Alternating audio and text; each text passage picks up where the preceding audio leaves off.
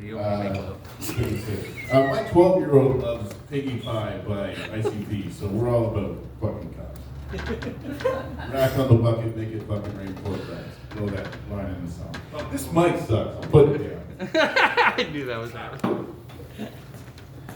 All right. So I was going to tell a story today about how I got blackout drunk and shit myself in the shower. But it's actually my dad's 63rd birthday today. He's not here, you don't have to applaud. So I'm going to tell some shit about him. Before I do, but I want to say, Jess, you were great, but you were moving like you were dodging stones. Fucking hustling the leg. I'm serious. I'm not prepared. You don't know where it's going to come from. All right, I started comedy recently. I'm actually fairly new to this. I decided after my 40th birthday, I want to do it from 20, I decided after. And I'd heard somewhere once that like trauma breeds comedy, and I was really hoping for that because I got a lot of it. I was abandoned by my biological father. I lost my first uncle to suicide when I was 2. I lost my second uncle to a drug overdose when I was 7. I lost my grandfather to alcoholism when I was 12. And my mom committed suicide when I was 25. And guys, I'm beginning to think it might be me. I truly do. But, well, I didn't know my biological father. I had a stepfather. He's a good man, hardworking man. Used to work 3 jobs, 80 hours a week. Learned a lot from him. A lot of who I am today is because of him. But my stepfather is 5'5", 120 pounds, soaking wet, blonde hair, blue eyes.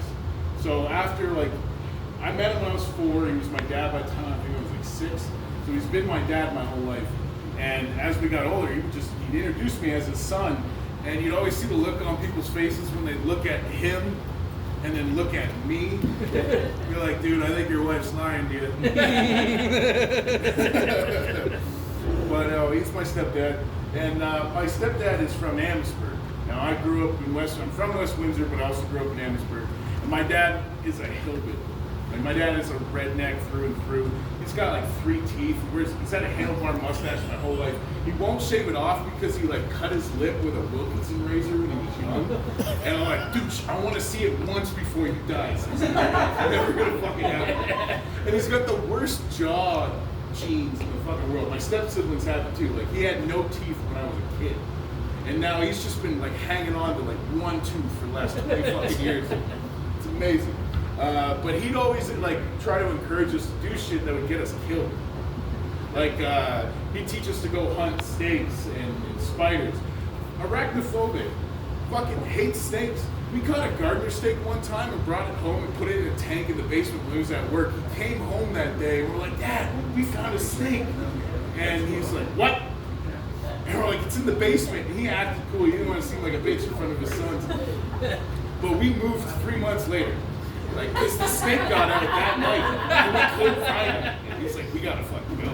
We could have bought that house for $5,000. This was Windsor and West End. One of the things I remember most, he used to always, when we moved out to Amherstburg, he'd go and, like, he grew up on the water, Detroit River on the lake, they're always in boats. And rope swings are a big thing in any community that's on water.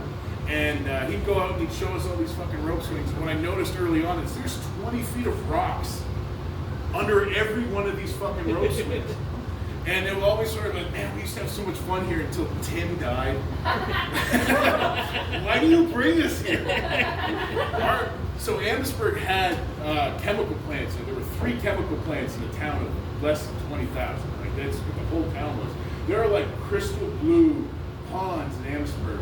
They're not blue because the water's clean. It's chemicals and shit. I used to go hang out back there.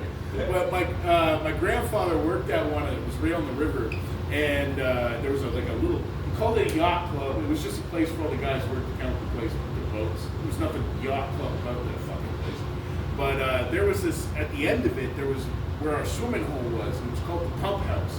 And what it was a 4-foot wide tube that came out and dumped water into the river.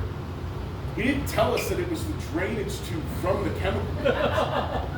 That's where we fucking swam. And it was great because the pipe was so big, you could climb in it, you like drop, and it would shoot you out. And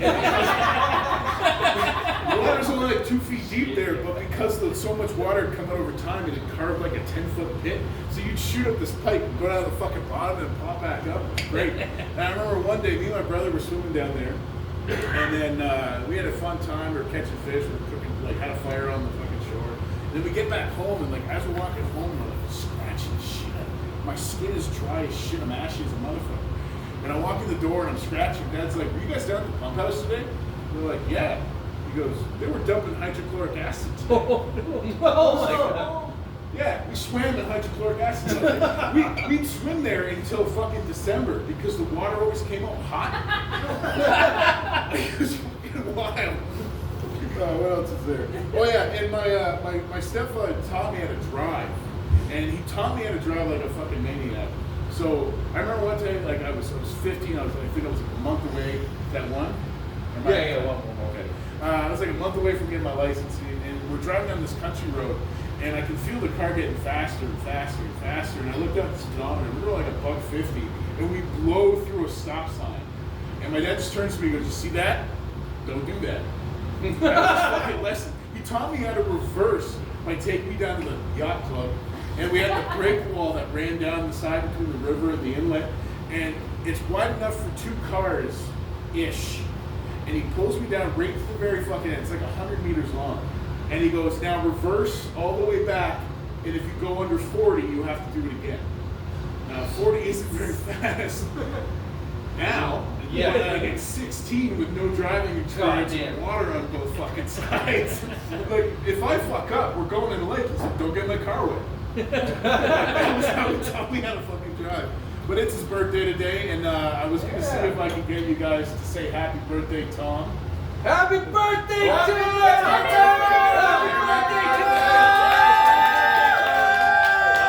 you! You old toothless son of a bitch! I love you. Happy birthday, Tom! Thank you, guys.